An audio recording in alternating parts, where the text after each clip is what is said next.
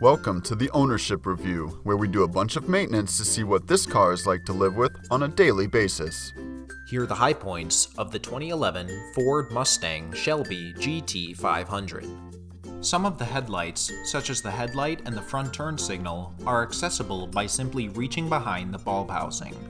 You may need to remove a cover or disconnect the housing first, but no tools nor extensive parts removals will be required to change these bulbs.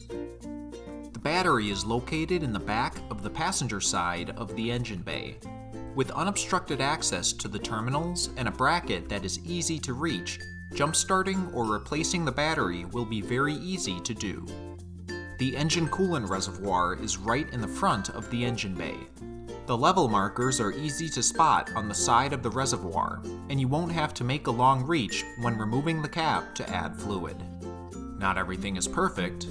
Here are the pain points.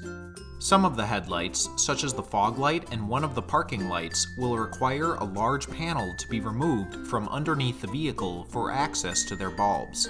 This will require you to use multiple tools as you work upside down in an awkward position to remove this panel. All of the taillights also have convoluted access. You must remove a large panel and some portions of trunk lining before you can access the bolts that secure the housing to the vehicle, and once removed, you'll need to use some force to pry the housing out.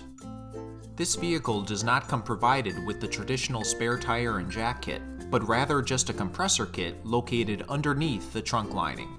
Depending on the severity of your flat, this option may leave you stranded if your tire cannot hold air. Overall, the 2011 Ford Mustang GT500 is a difficult car to maintain, but it may be a good fit for those with prior knowledge in vehicle maintenance.